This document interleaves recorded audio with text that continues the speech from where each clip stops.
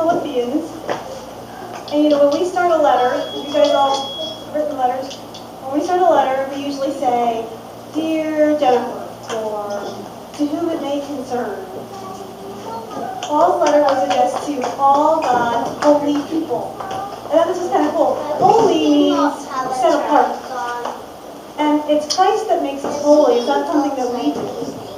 So this letter was directed to all of the people in Philippi that considered themselves to be the followers of Christ. Paul, he calls himself a servant of Christ here. He says, he thanks God for the Philippians. And it seems that he had started this church about 10 years earlier. And the church was supporting him financially, and they supported him with a prayer. So he was very fond of it. He talks about how he prays for them with joy. He has them in his heart, and how he wants them to grow in love and righteousness and knowledge. And here comes one of those golden nuggets. He says to the Philippians, He who began a good work in you will carry it on to completion until the day of Jesus. That's verse 6, chapter 1, verse 6. Do you ever get frustrated with yourself because you make the same mistakes over and over again? Yeah. You're trying to be a better person or be more like Christ, and you feel like you just can't do it. Keep making mistakes. This verse speaks to that because Jesus did the work of salvation in us, and then He's going to carry it to completion. So God's not done with you yet. So don't give up on yourself, because God's not done, so you don't have to be done either. Paul keeps going, and he prays that the Philippians would grow in love. Love is one of the most significant aspects of the Christian faith.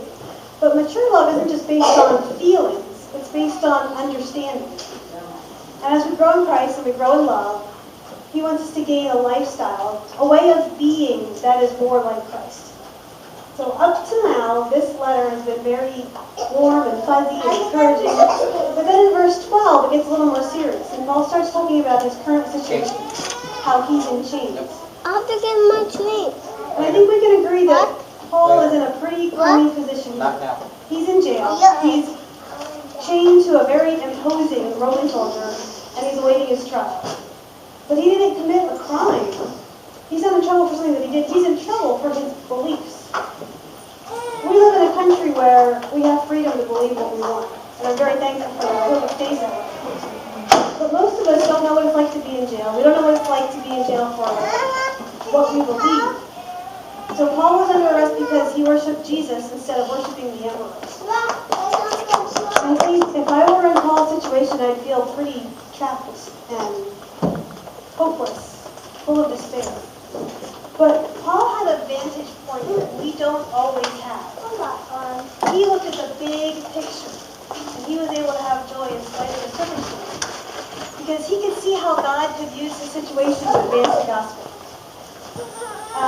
Paul uses that term, advancing the gospel.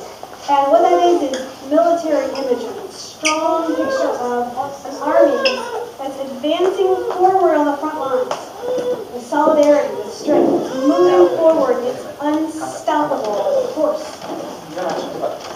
And Paul says people are gaining confidence because of his chains. They're preaching the gospel without fear because of it.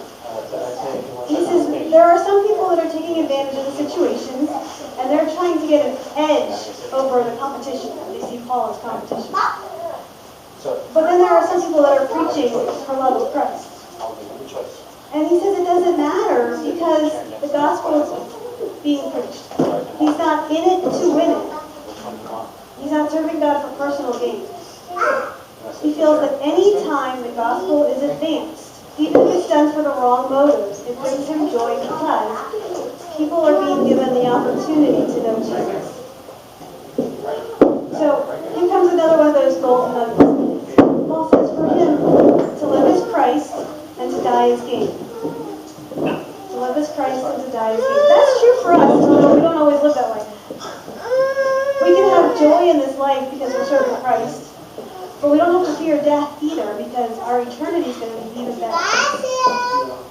Paul didn't know if he was going to get to live for Christ and be released from prison to continue his ministry, or if he was going to die for Christ and be executed for his beliefs. But to him, they were both good options. Isn't that kind of crazy to think about?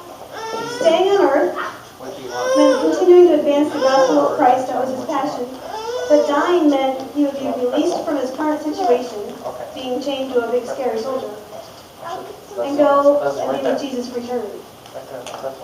So his imprisonment really helped him to see the big picture, that what matters most of all is that people get to know Jesus. Not just know about him, but to know him in a personal relationship. Paul continues his letter to encourage the Philippians and also to encourage us to live in a manner worthy of the gospel.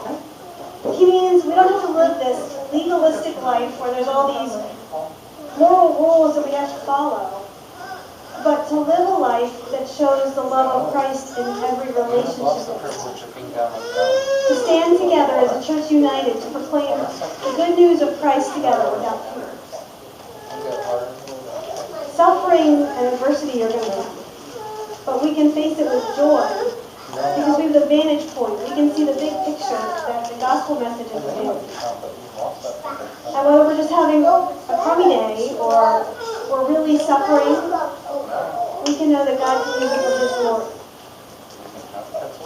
So we have, on the other side of your little page, is a letter to myself. So just take a minute